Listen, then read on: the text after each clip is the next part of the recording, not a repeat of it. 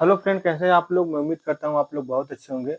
हम लोग बात करेंगे यूपी यूएमएस जो स्टाफ नर्स की भर्ती आ रही है, नर्सिंग अफसर की भर्ती आ रही है, उसी बारे में हम लोग चर्चा करेंगे।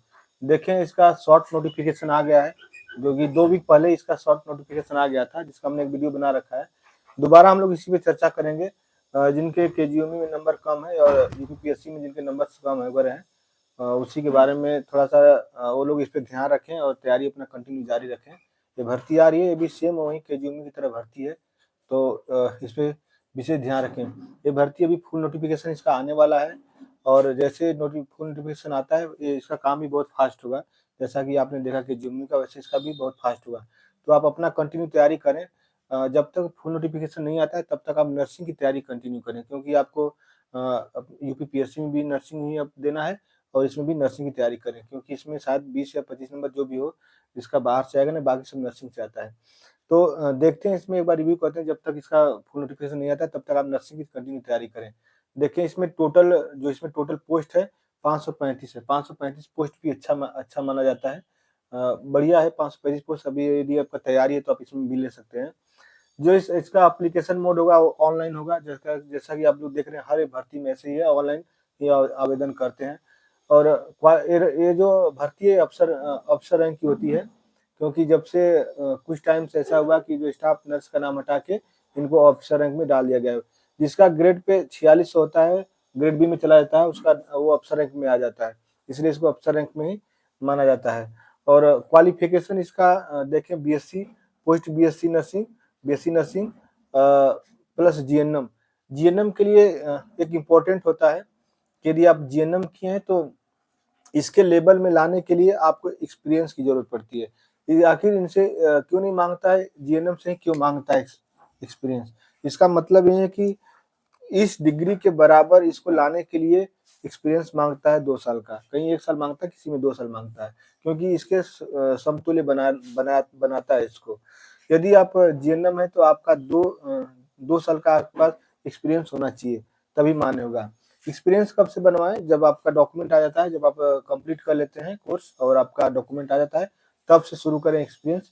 यानी किसी भी हॉस्पिटल में आप जाकर प्रैक्टिस करते हैं तो आप जब तक डिग्री डिप्लोमा नहीं आ जाता है तब से आप न करें। जब आपका डिग्री डिप्लोमा आता है उसके बाद आप अपना प्रैक्टिस करें और वहाँ से अपना एक्सपीरियंस लें। देखिए, हॉस्पिटल होना चाहिए वो 50+ बेड का होना चाहिए। आप कोशिश करें कि 100+ बेड वाले में जाकर प्रैक्टिस करें। 100 बेड, कहीं-कहीं 100 बेड भी माँग देता है। अब तो लगभग 50 बेड ही ज़्यादातर भर्ती में माँग रहा है। लेकिन अब यदि मौका मिलता है 50 बेड तो ठीक है, नहीं तो यदि 100 का भी मौका मिलता है तो 100 बेड में जाकर अपना प्रैक्टिस सुनिश्चित करें। देखिए, वो हॉस्पिटल रजिस्टर्ड होना चाहिए। डॉक्टर साहब जो हैं वो भी अब उनके स्टाफ पे देखें, उनका रजिस्ट्रेशन नंबर लिखा होता है, तो वो रजिस्टर्ड होना चाहिए। हॉस्पिटल भी उनका रजिस्टर्ड होना चाहिए। इसमें एक चीज़ और माँगा है जो कि केजीएमयू से अलग है। इसमें माँगा है कि डिस्ट्रिक्ट हॉस्पिटल से अथॉरिटी, मतलब जहाँ पे आपका हॉस्पिटल है, जहाँ से आप प्रैक्टिस कर रहे हैं, वो उस हॉस्पिटल का डिस्ट्रिक्ट हॉस्पिटल से भी अनुमति होना चाहिए चलाने के लिए। इसलिए दिया है कि डिस्ट्रिक्ट हॉस्पिटल से अथॉरिटी भी उसके पास होना चाहिए कि वहाँ पे चल रहा है। क्या करते हैं वो लोग, डेली रिपोर्ट अथॉरिटी लिए होते हैं तो अपने हॉस्पिटल का डेली रिपोर्ट भेजते हैं अपना जिला अस्पताल में कि हमारे पास इतने पेशेंट हैं और इतने ठीक हो गए, डिस्चार्ज हो गए, इतने लोगों का एडमिशन हुआ है। इसी को ये बोला है कि अथॉरिटी वो डिस्ट्रिक्ट हॉस्पिटल से होना चाहिए। देखिए, अब इसके पेमेंट की बात करते हैं। इसमें पेमेंट कितना मिलता है? आप पता है अफसर रैंक की भर्ती है, पता चल गया, लेकिन इसका जो पेमेंट लेवल है उसको देखते हैं। देखिए, ये लेवल 7 की भर्ती है और इसका जो पे कमीशन है 7th पे कमीशन, जैसा कि आप जान रहे हैं 7th पे कमीशन चल रहा है, तो 7th पे कमीशन पे इसके पूरे काउंट किए जाते हैं। अभी 1-2 साल में शायद 8th पेमेंट भी लगने वाला है। 8th पेमेंट लग जाएगा तो और पेमेंट बढ़ जाएगी। और जिसका ग्रेड पे 4600 ग्रेड पे है। ये जब 4600 ग्रेड पे में आता है तो ये ग्रुप बी में चला जाता है। देखो, ये ग्रुप बी में चला गया। ग्रुप बी में जाने की वजह से अफसर रैंक में आ गया और 4600 ग्रेड पे चला गया। जिसका बेसिक पे 44,900, आप देखेंगे तो नोटिफिकेशन में दिया रहता है 44,900 बेसिक पे है इसका। अब आप इसके साथ आपको मिलेगा एचआरए मिलेगा, डीए मिलेगा, सीए मिलेगा और नर्स अलाउंस भी कुछ होते हैं जो मिलते हैं। नर्सिंग अलाउंस भी दिए जाते हैं इनको। प्लस इसमें ड्रेस का भी कुछ पैसे वगैरह जो हॉस्पिटल ने एक मानक तय किया हुआ है, वो उनको ड्रेस अलाउंस भी देता है।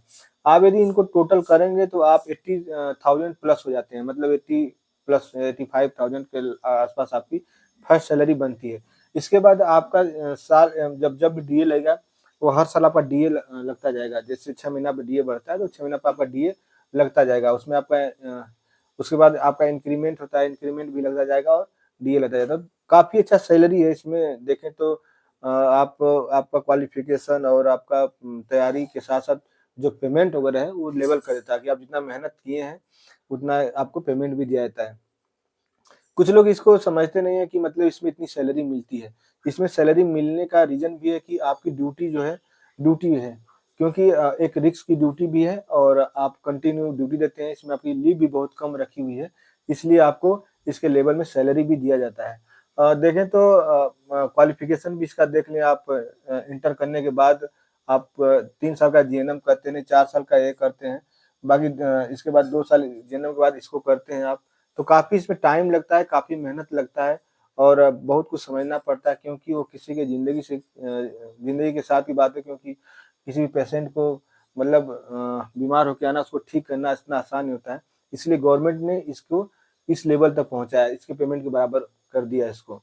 तो काफ़ी अच्छी सैलरी है, बहुत अच्छी सैलरी है।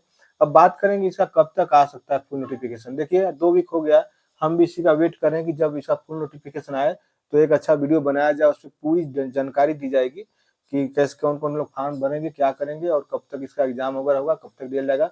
लेकिन जब शॉर्ट नोटिफ़िकेशन आपको दे दिया गया है, इसका मतलब कि ये ऑफ़िशियल है और बहुत जल्दी आपको भर्ती देखने को मिल जाएगी। क्योंकि यदि शॉर्ट नोटिफ़िकेशन नहीं देता है, यदि फुल नोटिफ़िकेशन नहीं आना होता है, यदि भर्ती नहीं करना होता, तो ये आपको ये शॉर्ट नोटिफ़िकेशन नहीं देता। लेकिन ये ऑफ़िशियल शॉर्ट नोटिफ़िकेशन दे रखा है, यानी भर्ती आपकी बहुत जल्दी आने वाली है। आप मैं हर एक वीडियो में बताता हूँ, आप लोग कंटिन्यू तैयारी करते रहें। देखिए किसी का 1 नंबर, किसी का 2 नंबर, किसी का 3 नंबर से नहीं हो पाता है। ऐसी कोई बात नहीं, आप परेशान ना हों और जो लोग क्वालीफ़ाई करके जा रहे हैं, इसका मतलब वो आपसे पहले के लगे हुए हैं, मेहनत कर रहे हैं वो भी। आप भी बहुत मेहनत कर रहे हैं, लेकिन थोड़ा-सा आपको वक़्त लग रहा है, इसका मतलब आप थोड़ी-सी कमी है, उसको भी कवर करें। देखें अभी क्या है कि जो नर्सिंग का सब्जेक्ट है, सभी लोग करीब अपना कवर कर रखे हैं। जो नॉन नर्सिंग का सब्जेक्ट है, वो उसमें काफ़ी ऐसे अभ्यर्थी हैं जो फँस जा रहे हैं। आप नॉन नर्सिंग पे भी फ़ोकस उतना ही रखें जितना आप नर्सिंग के ऊपर फ़ोकस रखते हैं। यदि नॉन नर्सिंग और नर्सिंग आपके दोनों कंप्लीट हो रहे हैं, आप किसी भी एग्ज़ाम में बैठते हैं, आप हर जगह क्वालीफ़ाई कर जाएँगे। यदि